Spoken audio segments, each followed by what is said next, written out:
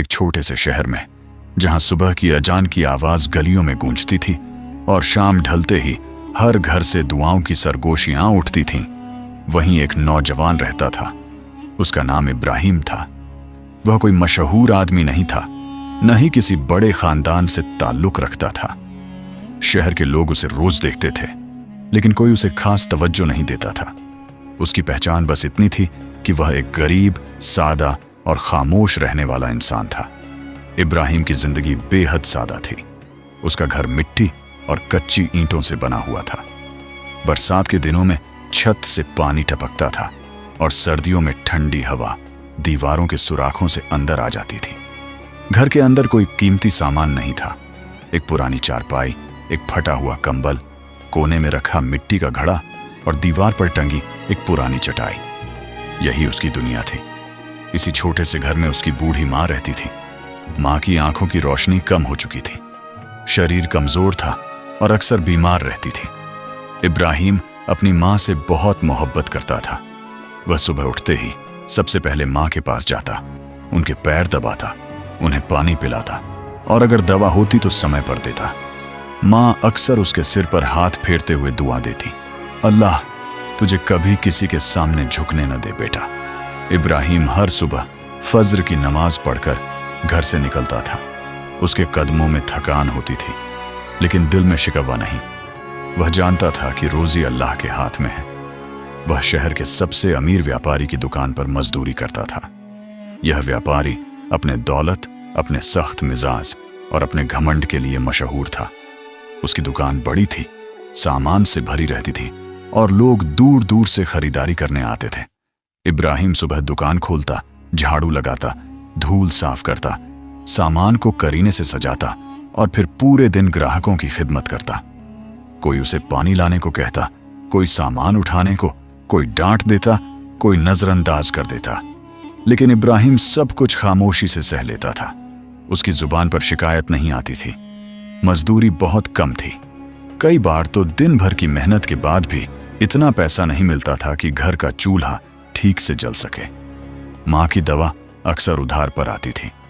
कई रातें ऐसी गुजरती थीं जब इब्राहिम खुद भूखा सो जाता था और माँ से कहता था कि उसने बाहर कहीं खा लिया है। फिर भी उसके चेहरे पर कभी मायूसी नहीं दिखती थी।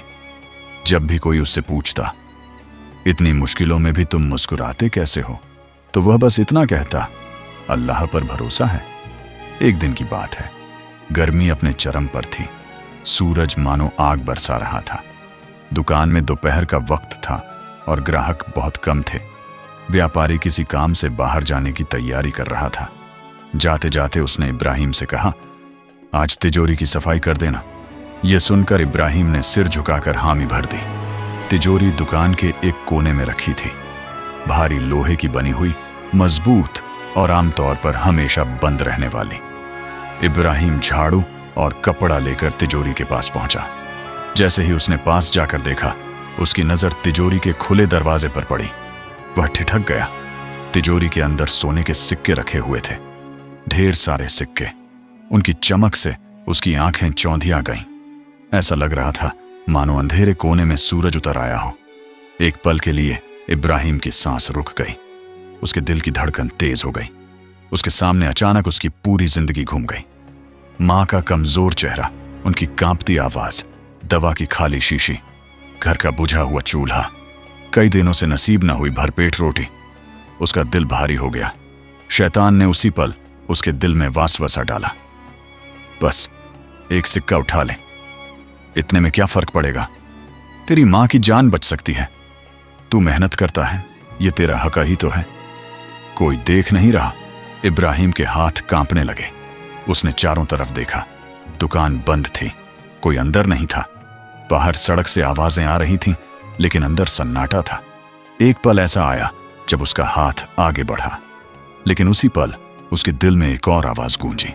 यह आवाज शैतान की नहीं थी, यह उसके ईमान की आवाज थी। अगर कोई इंसान नहीं देख रहा तो क्या हुआ, मेरा अल्लाह तो देख रहा है। इब्राहिम का हाथ वहीं रुक गया। उसकी आंखों से आंसू बहने लगे। उसने सिर झुका लिया। उसका दिल जोर जोर से धड़क रहा था। उसके होंठ कांप रहे थे। उसने धीमी आवाज में कहा, ऐ अल्लाह, तू गवाह है, मेरी माँ बीमार है, मैं गरीब हूं, लेकिन मैं तेरी नाफरमानी नहीं कर सकता। मैं भूखा रह लूंगा, मगर हराम का एक दाना भी नहीं खाऊंगा। उसने तुरंत तिजोरी का दरवाजा बंद किया, कपड़े से सिर्फ बाहर की धूल साफ की, अंदर झांकने की भी हिम्मत नहीं की। फिर वह वहीं बैठ गया और देर तक आंसू बहाता रहा। शाम ढलने लगी, सूरज डूबने को था। व्यापारी वापस आया, दुकान बंद करने का वक्त था। उसने आदतन तिजोरी की तरफ देखा। तिजोरी वैसी ही थी, बंद, सुरक्षित।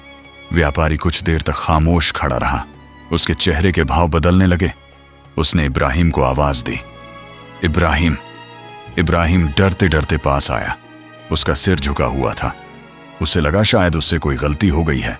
व्यापारी ने कहा, आज मैंने जानबूझकर तिजोरी खुली छोड़ी थी। यह सुनकर इब्राहिम का दिल बैठ गया। वह और भी झुक गया। उसकी आंखों से फिर आंसू निकल आए। व्यापारी ने आगे कहा, मैं तुम्हें आजमाना चाहता था। मैं देखना चाहता था कि कौन इंसानों से डरता है और कौन अल्लाह से। फिर व्यापारी की आवाज भर्रा गई। उसकी आंखों से आंसू बहने लगे। उसने कहा, मैं अमीर हूं, लेकिन आज मुझे एहसास हुआ कि मैं गरीब हूं, और तुम गरीब होकर भी मुझसे कहीं ज्यादा अमीर हो। उसने एक भारी थैली उठाई और इब्राहिम के हाथ में रख दी। थैली सिक्कों से भरी हुई थी। आज से यह दुकान तुम्हारी है। मैं रिटायर हो रहा हूं और मैं जिंदगी भर तुम्हारा एहसानमंद रहूंगा। इब्राहिम फूट फूट कर रो पड़ा। उसने थैली जमीन पर रख दी, हाथ उठाए और आसमान की तरफ देखा। ऐ अल्लाह, तू वाकई देर करता है, लेकिन अंधेर नहीं। उस दिन के बाद इब्राहिम की जिंदगी बदल गई। गरीबी चली गई, लेकिन ईमान नहीं गया। दौलत आई, लेकिन घमंड नहीं आया। वह आज भी सादा कपड़े पहनता था, आज भी नमाज का पाबंद था, आज भी गरीबों को खाना खिलाता था। जो लोग कभी उसका मजाक उड़ाते थे, आज उससे सीख लेते थे।